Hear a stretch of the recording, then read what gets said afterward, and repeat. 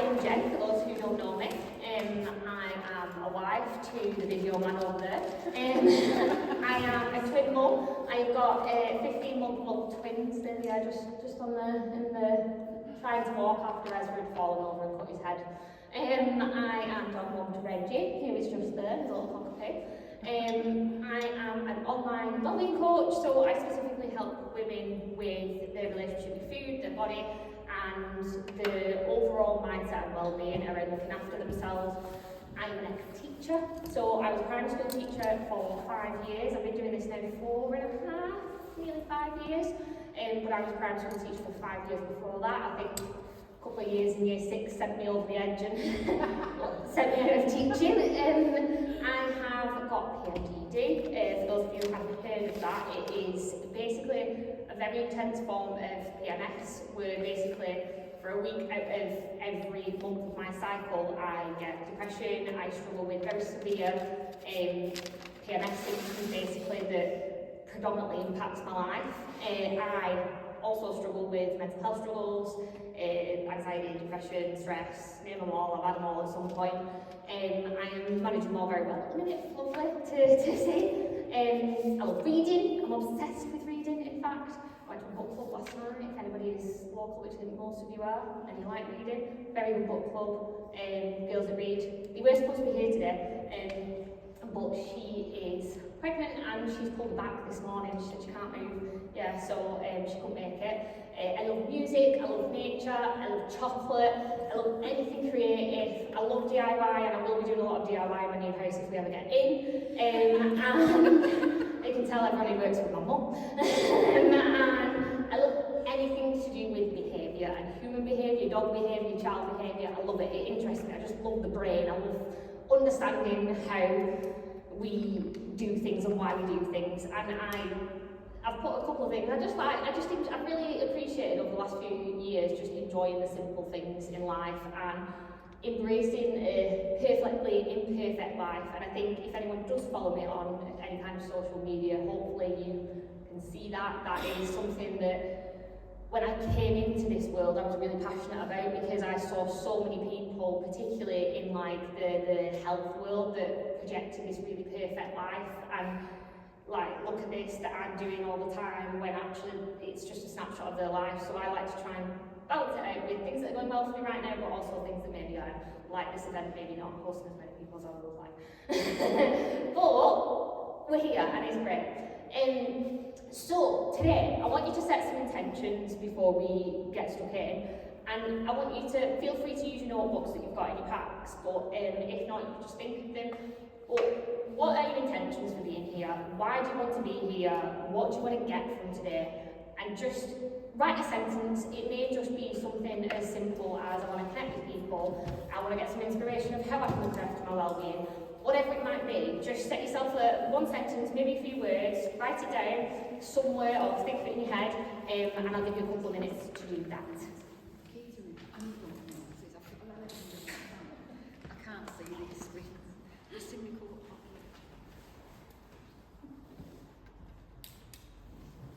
I'm not going to ask you what your intentions are, because I'll let that be a personal thing.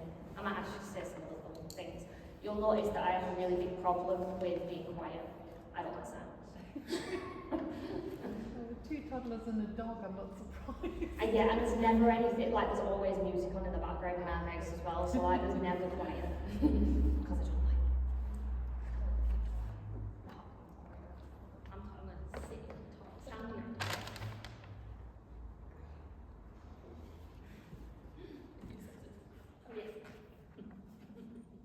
I may have missed it on your comms, but what is your sort of vision for the day? My vision for the day, I'm kind of going to come on to mine. Okay, sorry. It's alright, but I'll tell you a bit more about that. Good question.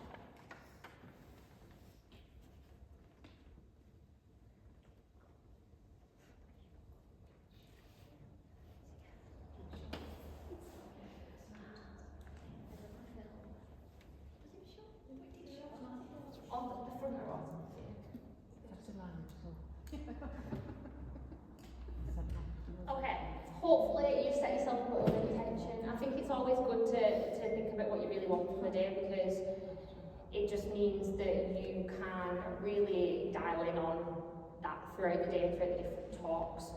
So, my journey, and I think it's important to show you my journey as part of this, because for me, it's a big reason why I'm doing what I am doing today. So, this is me in primary school, in year 6. Amy's in the picture, like a nice little blurred out her face. But yeah, I really feel like my journey started when I was in year 6. I had a couple of comments made to me that were, I was running cross country, and someone in my class made a comment at 2 fat ladies to me and my friends, and he, the same person, weirdly enough, said, he called me Jaffa cake when I was swimming. Don't know what that meant, but I took it as an offence against my weight in some way. I was also on my first diet at that age. Weight Watchers, Mum, I know you will. I always say to my mum, I don't blame her, don't feel bad, like, you were doing what was best for you grew up in diet culture, and you were following what you thought was best, so please don't feel bad at any point during this. But yeah, it was when I was on my first diet, and I think that was when the kind of shame around food and my body probably started for me, and that continued much into my teenage years. I was actually probably the smallest I've ever been in my teenage years, but I still wasn't happy. I believed that slimmer would be better, and I still had a really negative narrative against myself at that point. It was very much, my skin's terrible, nobody likes me, I'm too tall. I literally used to stand like this because all my friends were teeny tiny, and I was like massive compared to them, so like I would overthink about that, I would compare myself to other people. I really was very, very cruel to myself, despite the fact that I was the slimmest I've probably ever been at that point in my life. And then I went to university, and I think for me I really struggled at uni making friends because I was really focused on what other people thought of me, and largely connected to what I was eating, how I was looking, what like they would perceive, how they were perceiving me. It's the first time I ever went to a gym, but I would say that came from a place of punishment because I'd been in uni for a year, I'd been eating a lot, drinking a lot, and I was like, I need to get thinner, and it wasn't to do with anything to do with looking after myself. I then went travelling. I lost a lot of weight for travelling, just by restricting all my food and running, and I believed that I needed to change my body in order to go travelling and live my life. Like, it was like, I can't go travelling until I've lost that weight so that like I'll be accepted and I can be in a bikini and be comfortable. And then in 2014 to 15 is when I started my teacher training, and this was a really, really stressful year. I'd done a minimum amount of experience in a school, and I did school direct, which is like where you do training in a school, and for me it was intense because I'd never been in that environment. You're thrown in, you're having to kind of teach from the word go, and I heavily relied on food to get me through that stressful year. And there was, I would say, a lot of that carried on into my whole teaching career, a lot of perfectionist traits, like putting a ton of pressure on myself to be the best, do the best. And I think there was an element of, yes, that was a mental thing for me, but I do think that my kind of experiences with being in diet culture and having this kind of like on it, off it mindset did filter into other areas of my life as well.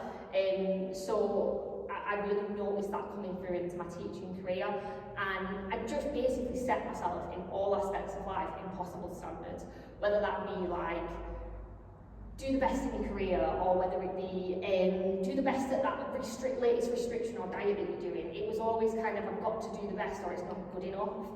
And I really feel that kind of the from like 2015 to 2020 when I was in teaching, that was probably when I was most consumed by like food and control around food and feeling out of control around food.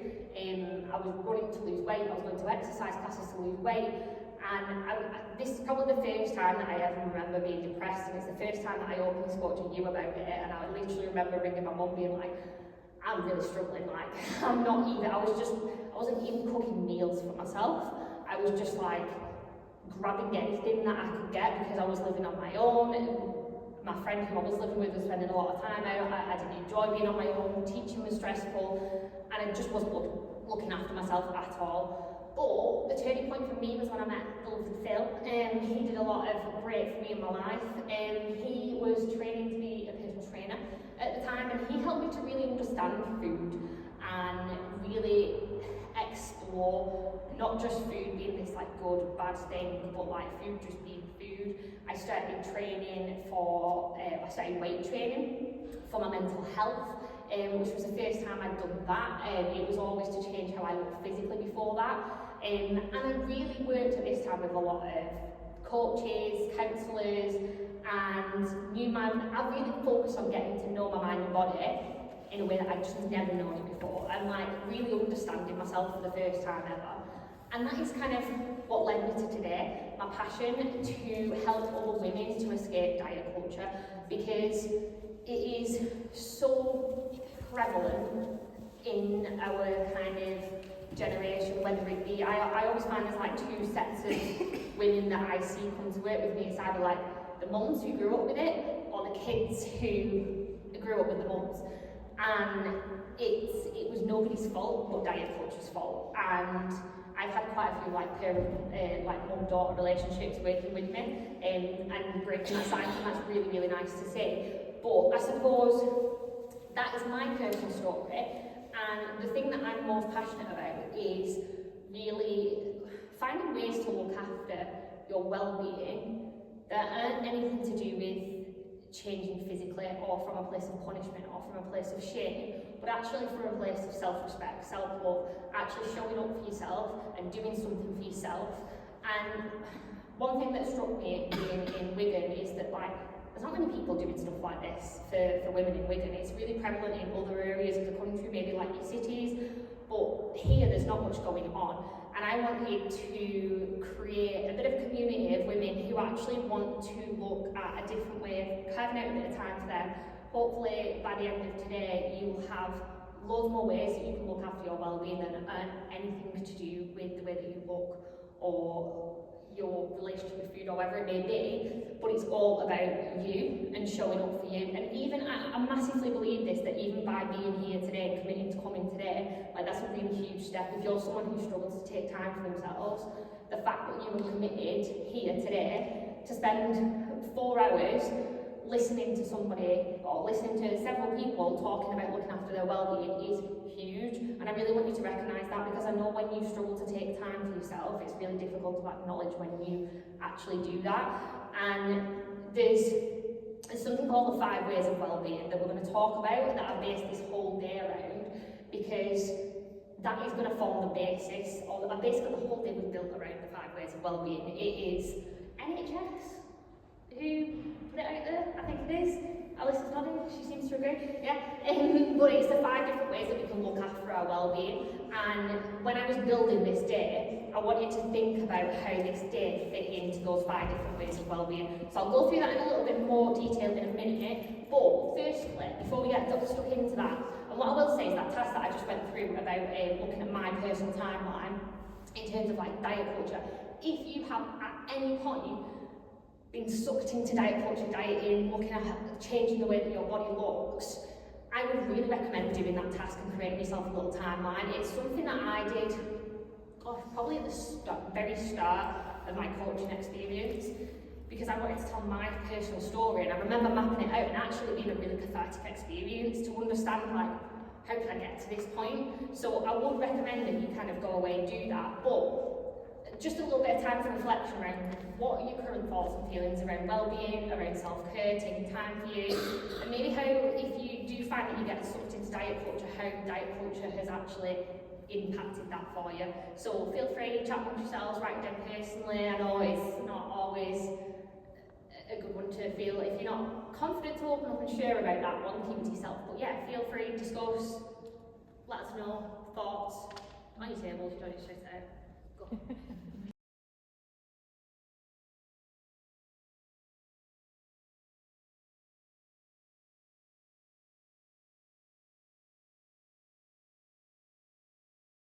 This is why I'm going to talk to you about the 5 ways to well-being. So something we use inside of Body Brain Belief is the happy meal list. And this was actually coined by one of like the first ever members who joined us, and she was like, I do something like this, it's called a happy meal list, and I was like, stealing that and using it forever. and it is basically a list of things that make you feel really, really good. And the thing that I cannot stress enough about this is it needs to be a whole variety of things. So things that take 2 minutes, things that take 5 minutes, things that take things that take 2 minutes, things that take minutes, things that take hours, and things that take days. It needs to be things that you can do on your own, things you can do with your partner, things that you can do when you're with your kids, things that you can do when you're at work. There needs to be so much variety in this so that no matter where you are and who you're with, there is always something on there that can pick you up. And this 5 ways of wellbeing is a really good place to start with this. So keep learning, connect, be active and take notice. So for me today, I really wanted to build a whole day around this. So give, like by being here, you've given to an amazing charity, we made Wigan, like you've already done that. You've given up that time for yourself. Connect, we're all here, we're connecting with new people, we're making those different connections. Take notice, we are going to be kind of almost taking notice of ourselves. So we're going to be doing some kind of breathing, we're going to be doing some gratitude, some journaling. So all of that amazing stuff comes under the take notice. The keep learning, we're definitely all going to walk away from today with something new that we can take. And then be active. Probably not going to do that today, but we did all walk in the door. So that's my only tenuous link with that one. Because we have gone into the other bits quite a lot, I do want us to make this, but I know Amy's doing something similar. No, just look at it, never mind. So I'm just going to give you a few minutes I've got some ideas on here, but throw some ideas down in your journal, create yourself a little mind map, 5 ways of wellbeing in the middle, and throw some ideas down, think about what I said about, and I would massively, if you really struggle taking time to yourself, I would massively focus on the things that take 2 minutes. So the little quick things that you can do that maybe fit within these categories. I'll just give you a couple of minutes to jot some ideas down and I can share some with you. Feel free to share them amongst yourselves, but yeah, create that page in your journal for yourself so you've got a physical space to come back to after today where you can see these and add to it. So have a little go through that.